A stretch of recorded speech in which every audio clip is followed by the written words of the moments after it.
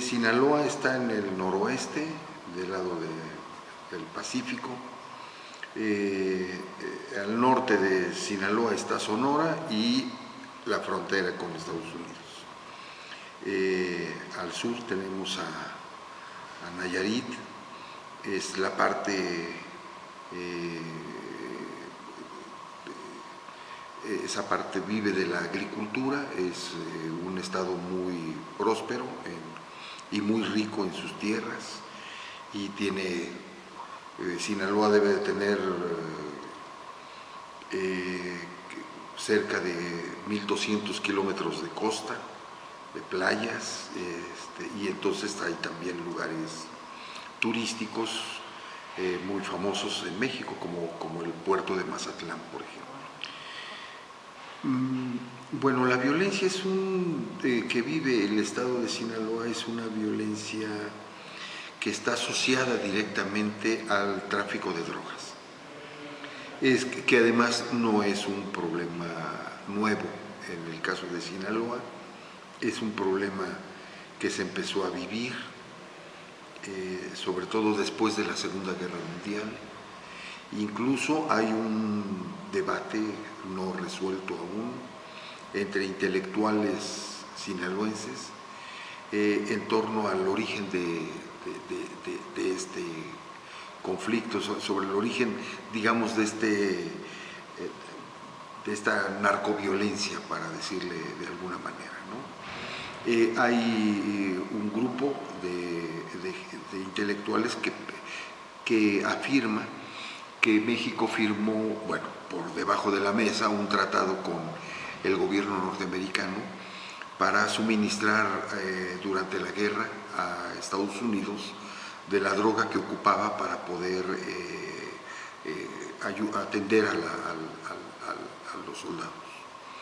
Y entonces, el lugar que se escogió para sembrar marihuana y otras drogas que pudieran elaborar la morfina y etcétera, pues fue la zona de los Altos del estado, que colinda con otros dos estados, que es el de Durango y Chihuahua. Ahí hay una zona que es donde está la Sierra Madre Occidental de México, y esa parte es muy alta, el acceso es difícil.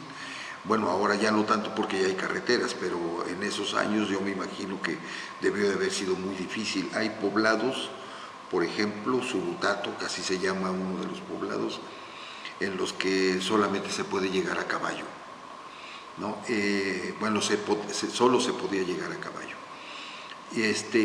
Entonces, se escogió esa zona por varias razones. Primero, porque está muy aislado, vamos a ponerle entre comillas, de la civilización.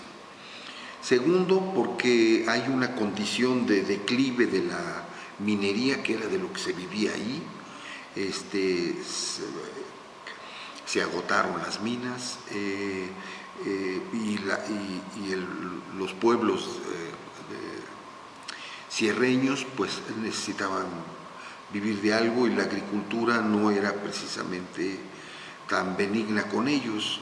Es muy difícil porque comercializar estando en esas condiciones para ellos era carísimo, ¿no? Entonces, esa es una segunda condición. Y la tercera es que había todo el apoyo institucional, y entonces empezaron a sembrar todos estos productos que permitieron ir. Algunos dicen que es se puede hacer la analogía del Frankenstein, ¿no? Se empezó a construir, a hacer ese monstruo, ¿no? Esa es la primera opinión, la primera teoría que hay en torno al origen de este conflicto de la violencia en Sinaloa. La segunda la defiende gente que ha estudiado más en el campo, que ha hecho trabajo de investigación mucho más seria, en archivos, haciendo entrevistas, etcétera. Mientras que la primera teoría la sostiene gente que ha hecho más bien ensayos, que ha seguido una idea que se tenía sobre este tema con algunas personas, etcétera, pero no hay un trabajo empírico serio, salvo el de la otra teoría. Allí sobre todo pues está el doctor Luis Astorga Almanza, que es de la UNAM.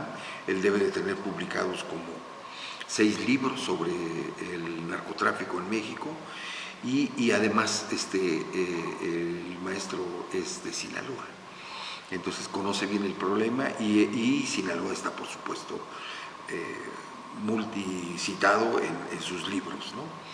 Él sostiene, y muchos otros con los que él trabaja, sostiene, yo también estoy de acuerdo con él, de que el asunto de la droga en Sinaloa es un proceso histórico que está asociado a nuestra historia.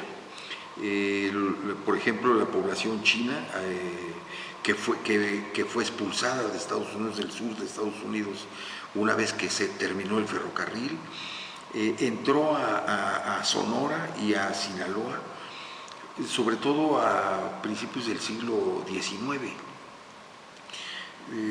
Sí, y se fueron asentando, y ellos tenían la costumbre de consumir opio. Entonces formaron, hay incluso un